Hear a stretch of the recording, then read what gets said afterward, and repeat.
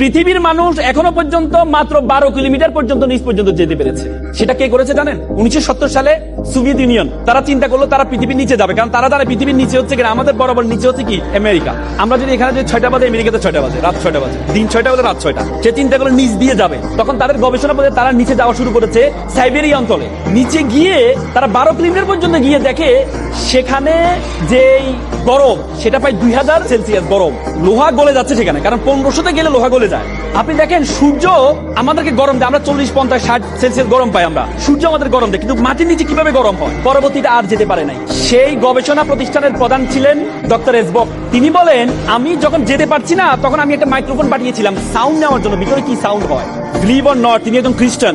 তিনি বলেছেন আমি নিচে গিয়ে একটা সাউন্ড পেয়েছি, সেটা হচ্ছে মানুষের কান্নার আওয়াজ পেয়েছি। তিনি আবার বলেন, তিনি ভাবলেন এটা একটা ইকুইপমেন্ট বা আমি যে ইকুইপমেন্ট পাঠিয়েছি সেটার কোনো আওয়াজ হতে পারে। তিনি আবার পাঠালেন, পরে দেখলেন এটা কোনো একজন দুজন মানুষের আওয়াজ না, এটা হচ্ছে হাজার হাজার মানুষের কান্নার আওয়াজ, এবং সে আওয়াজগুলো বেশিরভাগ আওয়াজ হচ্ছে মহিলাদের আওয়াজ।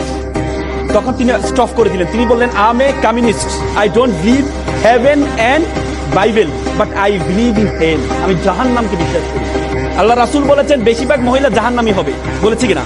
এবং আমরা জান্নাতের ইল্লিন আর সিজ্জিন, ইল্লিন হচ্ছে যেখানে আমরা মৃত্যুবরণ করার পরে আমাদের বডিটাকে, আমাদের রুহটাকে ইল্লিনে নেওয়া হয়। ইল্লিন বলতে হচ্ছে আল্লাহ তাআলার যে আরশের নিচে রাখা হয় সিদরাতুল মুনতাহার পরে। আর সিজ্জিন বলা হয়, সিজ্জিন হচ্ছে জাহান্নামের টুকরা, যেটা হচ্ছে জাহান্নামের সর্বশেষ জায়গাটা সিজ্জিন। আব্দুল্লাহ ইবনে আব্বাস আল্লাহ রাসূলের চাচাতো ভাই ছিলেন। আল্লাহ রাসূলের চাচাতো ভাই আব্দুল্লাহ ইবনে আব্বাস বলেছেন সিজ্জিন হচ্ছে পৃথিবীর সর্বশেষে অবস্থিত, মানে পৃথিবীর নিচে অবস্থিত সিজ্জিন। তার মানে জাহান্নাম হচ্ছে পৃথিবীর নিচে অবস্থিত।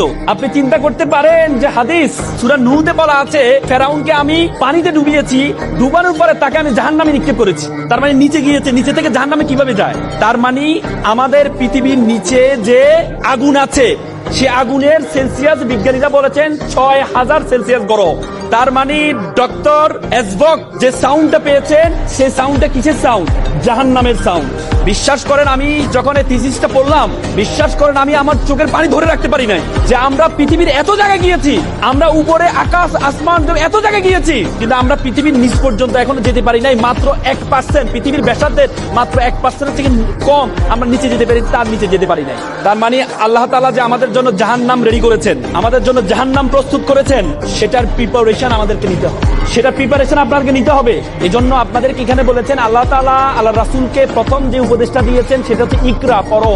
আপনি যদি জানেন, আপনি যদি পড়েন, আপনি যত বেশি জ্ঞান অর্জন করতে যাবেন, যত বেশি পড়তে যাবেন, আল্লাহর সৃষ্টি সবকিছু সম্বন্ধে আপনার সবচেয়ে বেশি ধারণা তৈরি হবে।